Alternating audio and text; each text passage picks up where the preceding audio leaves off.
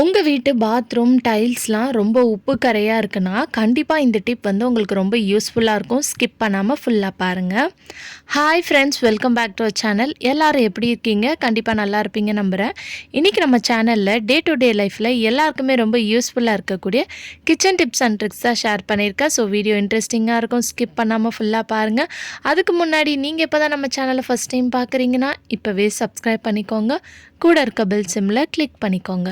இப்போ வாங்க வீடியோக்குள்ள போலாம்.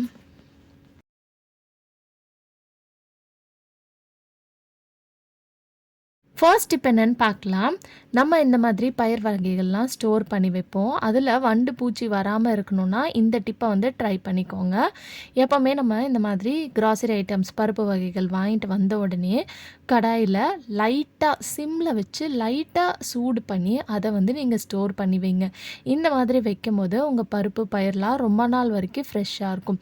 அப்படியே அதில் வண்டு பூச்சி வந்துச்சுனாலும் இந்த மாதிரி நீங்கள் ஃப்ரை பண்ணாலே அதெல்லாம் வந்து பார்த்திங்கன்னா ஆட்டோமேட்டிக்காக உங்களுக்கு ரிமூவ் ஆயிரும்.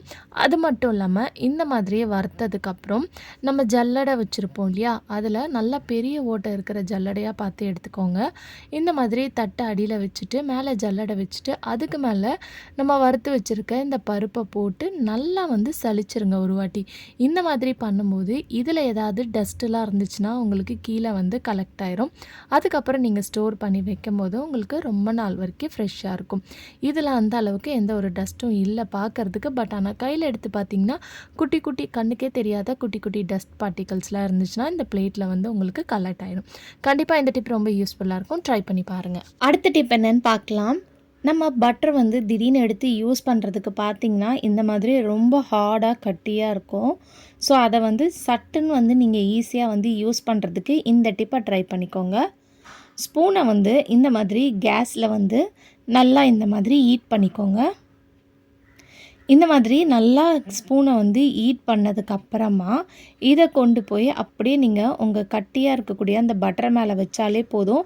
ஈஸியாக உங்களுக்கு இந்த பட்டர் வந்து நல்லா அழகாக வந்து பார்த்திங்கன்னா உங்களுக்கு மெல்ட் ஆகி கிடச்சிரும். ஸோ உங்களுக்கு பார்க்கும்போதே தெரியும் அது எந்த அளவுக்கு நல்லா மெல்ட் ஆகுதுன்னு பாருங்கள்.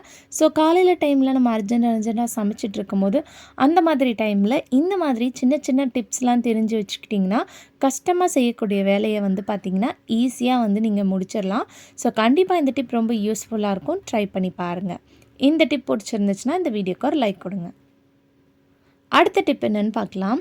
இப்போ இருக்கிற கிளைமேட்க்கு நம்ம இந்த மாதிரி பழம், வாழைப்பழம் எல்லாம் ஸ்டோர் பண்ணி வைக்கும்போது அதில் வந்து பார்த்திங்கன்னா நிறைய பூச்சி, அதுக்கப்புறம் இந்த ஈலாம் வந்து பார்த்திங்கன்னா வரும். அது வராமல் இருக்கிறதுக்கு ஒரு டிஷ்யூ பேப்பர் அப்படி இல்லைன்னா நியூஸ் பேப்பர் இதில் வந்து கொஞ்சமாக வினிகர் வந்து ஊற்றிக்கோங்க. இந்த மாதிரி ஊற்றி நல்லா ஸ்ப்ரெட் பண்ணிவிட்டு இந்த பேப்பரை வந்து குட்டி குட்டி பீஸாக வந்து கட் பண்ணிவிட்டு இந்த மாதிரி அதில் வந்து போட்டு வைங்க. ஸோ இந்த மாதிரி போட்டு வைக்கும்போது அதுலேருந்து வரக்கூடிய அந்த வினிகர் ஸ்மெல்லுக்கு வந்து இதில் எந்த ஒரு பூச்சி ஈயும் வந்து பார்த்திங்கன்னா உங்களுக்கு வராது. கண்டிப்பாக இந்த டிப்பு ரொம்ப யூஸ்ஃபுல்லாக இருக்கும். ட்ரை பண்ணி பாருங்கள். அடுத்த டிப் என்னென்னு பார்க்கலாம். நம்ம இந்த மாதிரி முட்டை உடச்சி போட்டதுக்கப்புறம் அந்த முட்டையில் இருக்கக்கூடிய மஞ்சள் கருவை மட்டும் தனியாக எடுக்க நினைப்போம்.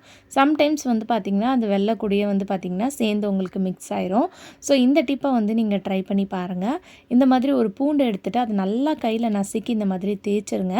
அதுக்கப்புறம் நீங்கள் எடுத்திங்கன்னா உங்களுக்கு இந்த எல்லோ பால்ஸ் மட்டும் வந்து பார்த்திங்கன்னா உங்களுக்கு தனியாக அழகாக வரும். கண்டிப்பாக ட்ரை பண்ணி பாருங்கள். அடுத்த டிப் என்னென்னு பார்த்தீங்கன்னா, இந்த மாதிரி ஜுவல்லரிஸ்லாம் நம்ம எங்கேயாவது ட்ராவல் பண்ணும்போது இதை சேஃபாக எடுத்துகிட்டு போகணுன்னு நினச்சிங்கன்னா அந்த டைமில் இந்த டிப் வந்து உங்களுக்கு ரொம்ப யூஸ்ஃபுல்லாக இருக்கும். அதுக்கு வந்து ஒரு திக்கான கிளாத் பார்த்து எடுத்துக்கோங்க. அது காட்டன் கிளாத்தாக இருந்தாலும் சரி, இல்லை ஏதாவது டவல் மாதிரி இருந்தாலும் பரவாயில்ல. இப்போ இந்த டவலை இந்த மாதிரி வச்சுட்டு 2ஆக வந்து மடிச்சுக்கோங்க. இப்போ இதில் வந்து நீங்கள் எத்தனை ஜுவல்ஸ், எத்தனை நெக்லஸ், எத்தனை இயரிங்காக இருந்தாலும் பரவாயில்ல, இந்த மாதிரி அந்த டவலில் ப்ளேஸ் பண்ணிவிட்டு அதை வந்து இந்த மாதிரி 2 சைடும் வந்து பின் பண்ணிடுங்க. இந்த மாதிரி பின் பண்ணும்போது அது வந்து நல்லா உங்களுக்கு சேஃபாக இருக்கும். அங்கேயும் இங்கேயும் எங்கேயுமே வந்து பார்த்திங்கன்னா ஷேக் ஆகாது. ஸோ இதுக்கப்புறம் இதை வந்து நீங்கள் ரோல் பண்ணி சுற்றிட்டு நீங்கள் யூஸ் பண்ணுறவங்க ஹேண்ட் பேக்லேயும் வச்சுக்கலாம். அப்படி இல்லைனா நீங்கள் ட்ராவல் பண்ணுற பேக்கில் வச்சுக்கலாம். இல்லைன்னா ஒரு பாக்ஸில் கூட இந்த மாதிரி ஃபோல்ட் பண்ணி நீங்கள் போட்டுக்கலாம். இந்த மாதிரி வைக்கும்போது இந்த நெக்லஸோ இயரிங்கோ எதாக இருந்தாலும் உங்களுக்கு வந்து உடையாமல் ரொம்ப சேஃபாக இருக்கும். கண்டிப்பாக ட்ரை பண்ணி பாருங்கள்.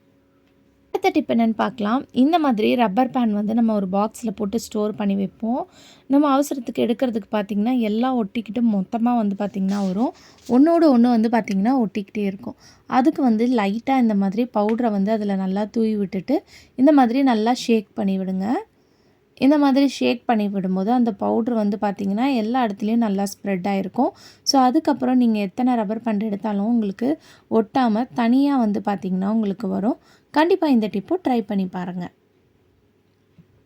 அடுத்த டிப் என்னென்னு பார்க்கலாம். அதுக்கு வந்து நம்ம யூஸ் பண்ணாத வேஸ்ட்டாக இருக்கக்கூடிய ஏதாவது பாத்திரம் இருந்துச்சுன்னா பவுல் இந்த மாதிரி ஃபுட் வாங்கும்போதெல்லாம் கொடுப்பாங்க பாருங்கள், அதை எடுத்துக்கோங்க. இதில் வந்து ஒரு 2லேருந்து 3 ஸ்பூன் அளவுக்கு பேக்கிங் சோடா வந்து சேர்த்துக்கோங்க. இது கூடயே வந்து இந்த மாதிரி சபீனா பவுடர் இருக்கும் இல்லையா, அதையும் வந்து ஒரு 4 ஸ்பூன் அளவுக்கு சேர்த்துக்கிறேன்.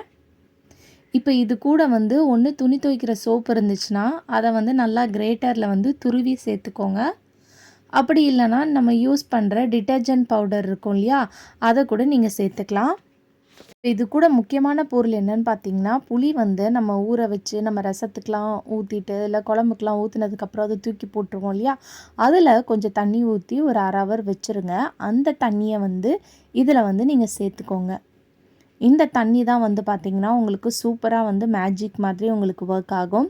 இது எதுக்குன்னு பார்த்திங்கன்னா, நம்ம பாத்ரூமில் இருக்கக்கூடிய உப்பு கரையை நீக்கிறதுக்கு தான் நம்ம இந்த சொல்யூஷன் வந்து ரெடி பண்ணியிருக்கோம். ஸோ அதுக்கு வந்து இந்த புளி வந்து பார்த்திங்கன்னா அந்த உப்பு கரையை நீக்கிறதுக்கு ரொம்பவே வந்து ஹெல்ப்ஃபுல்லாக இருக்கும்.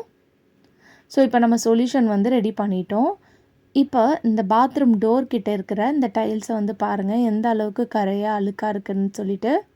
ஃபோனில் பார்க்கும்போது உங்களுக்கு தெரியல, நேரில் பார்த்திங்கன்னா ரொம்ப அழுக்காக இருக்குது. அதே மாதிரி டைல்ஸ்லேயும் வந்து பார்த்திங்கன்னா அங்கங்கே வந்து அழுக்காக இருக்குது இல்லையா. ஸோ இதை ஈஸியாக க்ளீன் பண்ணுறதுக்கு இந்த சொல்யூஷன் லைட்டாக இந்த மாதிரி ஸ்ப்ரெட் பண்ணிவிட்டு இந்த மாதிரி ஒரு ப்ரெஷ்ஷை வச்சு நல்லா வந்து ஸ்ப்ரெட் பண்ணி தேய்ச்சி விட்டுக்கோங்க. உங்களுக்கு ரொம்ப உப்பு கரையாக இருக்குன்னா அதை தேய்ச்சி விட்டுட்டு ஒரு 1/2 ஹவர் வந்து அப்படியே விட்டுருங்க. அதுக்கப்புறம் நீங்கள் வாஷ் பண்ணால் உங்களுக்கு நல்லா பளிச்சுன்னு மாறிடும். அந்த அளவுக்கு உப்பு கரை இல்லைன்னா நீங்கள் உடனே வந்து வாஷ் பண்ணிடலாம். ஸோ இப்போ வந்து நான் அதில் அப்ளை பண்ணிட்டேன். அதுக்கப்புறம் இப்போ இந்த டைல்ஸ்லேயும் வந்து பார்த்திங்கன்னா இந்த மாதிரி அப்ளை பண்ணி தேய்ச்சி விட்டுக்கிறேன். ஸோ நான் தேய்ச்சி விட்டுட்டு உடனே உங்களுக்கு வாஷ் பண்ணிவிட்டு காட்டுறேன் பாருங்கள். நல்லா உங்களுக்கு பளிச்சுன்னு இருக்கும் டைல்ஸ் பார்க்குறதுக்கு. உப்பு கரையும் வந்து பார்த்திங்கன்னா உங்களுக்கு ஈஸியாக நீங்கிரும். இப்போ இந்த பாத்ரூம் டோரில் வந்து பாருங்கள் எந்த அளவுக்கு உப்பு கரையாக இருக்குதுன்னு சொல்லிட்டு. ஸோ இதுலேயும் வந்து நான் ரெடி பண்ணி வச்சுருக்கேன் அந்த சொல்யூஷனை தேய்ச்சிட்டு ஒரு 10 நிமிஷம் அப்படியே நான் விட்டுட்டேன். அதுக்கப்புறம் நான் உங்களுக்கு வாஷ் பண்ணி காட்டுறேன் பாருங்கள். நல்லா உங்களுக்கு க்ளீனாக பளிச்சுன்னு மாறிடும். ஸோ உங்களுக்கு பார்க்கும்போதே தெரியும் ஃபஸ்ட்டு எப்படி இருந்தது இப்போ எப்படி இருக்குதுன்னு சொல்லிட்டு. அந்த டோரோட கீழே இருக்கிற அந்த டைல்ஸ்லேயும் வந்து பாருங்கள் நல்லா பளிச்சுன்னு மாறிடும். ஃபஸ்ட்டு எந்த அளவுக்கு அழுக்காக இருந்தது இப்போ எந்த அளவுக்கு பளிச்சுன்னு இருக்குன்னு பாருங்கள் கீழே இருக்கக்கூடிய அந்த தரையும். ஸோ கண்டிப்பாக இந்த டிப் ரொம்ப யூஸ்ஃபுல்லாக இருக்கும். எல்லோரும் ட்ரை பண்ணி பாருங்கள். ஓகே ஃப்ரெண்ட்ஸ், இன்றைக்கி வீடியோவில் நான் ஷேர் பண்ணி இந்த டிப்லேருந்து ஏதாவது ஒரு டிப் கண்டிப்பாக உங்களுக்கு யூஸ்ஃபுல்லாக இருக்கும்னு நினைக்கிறேன். அப்படி யூஸ்ஃபுல்லாக இருந்துச்சுன்னா மறக்காமல் நம்ம சேனலை லைக் பண்ணுங்கள், ஷேர் பண்ணுங்கள், கமெண்ட் பண்ணுங்கள், சப்ஸ்கிரைப் பண்ணிக்கோங்க. தேங்க்யூ ஃபார் வாட்சிங்.